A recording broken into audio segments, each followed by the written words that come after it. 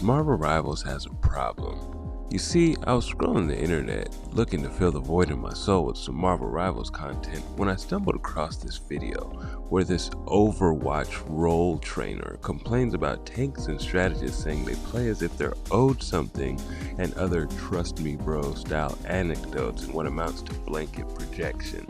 Big pot and kettle energy. Needless to say, I cut the video off because doom scrolling beats the heck out of whatever the hell that was. But as the day went on, I thought, I gotta reply to this because it's honestly an example of exactly what the real issue in Marvel Rivals is. Duelist. Yes, I said it. Duelist. Marvel Rivals has a Duelist problem. But Sticks, the roster is 60% Duelist. I know that, damn it. That's part of the problem. Well, it's the first part of the problem. Marvel Rivals launched with 33 characters, 18 of which were duelists. While the character lineup could have been more evenly distributed with 11 characters in each role, the game launched with roughly twice as many duelists as any other role. This creates an issue where if you're new to the Marvel Rivals, and it's more likely that your favorite character and thus your insta-lock pick will be a duelist.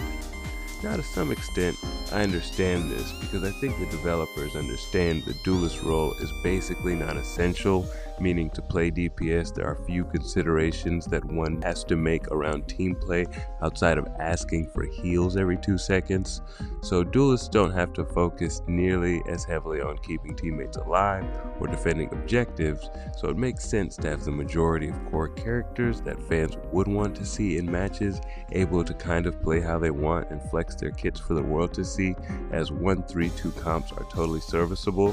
So while I do think we could have seen more role diversity for the characters in the starting roster, I understand why there were so many duelists in the lineup to begin with, and I don't fault the developers, as this is just an unavoidable problem. As much as it may make sense to use Storm as a strategist or Wolverine as a tank, they probably wouldn't get to see the usage rates they currently enjoy if they were relegated to roles that required some form of structure or discipline. Now, let's talk about the real problem, which I was originally going to say was the attitude of the duelist players themselves. Generally, the duelist pick, unlike the tank or strategist, is an ego-driven pick. It demands that the team comps around the duelist, who insta-locked onto the role before anyone had time to blink, with no consideration of strategy, based purely on their own perceived proficiency and the notion that they, and they alone, will do enough damage to carry the team before going 7 and 9 and swapping to an unnecessary third support without telling anyone. But when I started making this video, and actually took the time to watch Spilo's video, I realized Marvel Rivals has a much bigger problem. Overwatch players, full stop. I'll be the first to say that I never liked Overwatch.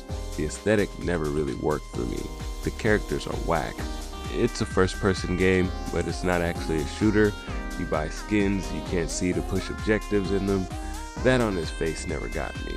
I play Apex, I like the shooting, I even tried to make Paladins work for the third-person aspect, and I enjoyed the objective play.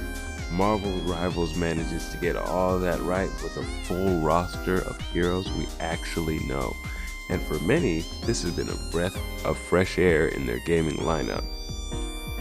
Then enter the Overwatch refugees with their preconceived notions about the team comps, making one-to-one comparisons between characters like Genji and Hawkeye, or calling Black Widow or Widowmaker ripoff when she's 60 years older, defaulting to boring metas, and most importantly, begging for role queue.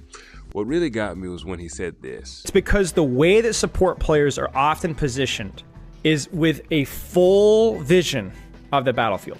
The way that support players are positioned is with a full vision of the battlefield. They see enemy tanks, DPS. They see people going off in flank and feeding and dying, or people staggering, or I was healing you, but you just went in, and so basically what they do is they have a physical position on the battlefield where they can see every single stupid thing. And because tank players and DPS players don't have that position, they don't have that perspective. This is when it hit me that Overwatch dudes are living in a bubble. This point makes absolutely no sense. We can all see the whole field, dumbass. It's a third-person game. It's become clear to me at this point that a lot of the toxicity we are seeing in the Marvel Rivals community comes from jaded Overwatch players who are trying to turn Rivals into Overwatch by bringing the same metas, same ideologies, and attitudes that ruined Overwatch to Marvel Rivals. Because Overwatch popularized the hero shooter genre, these Overwatch players believe that they have some sort of ownership of it, and it brings with it a level of unnecessary self-importance to every game.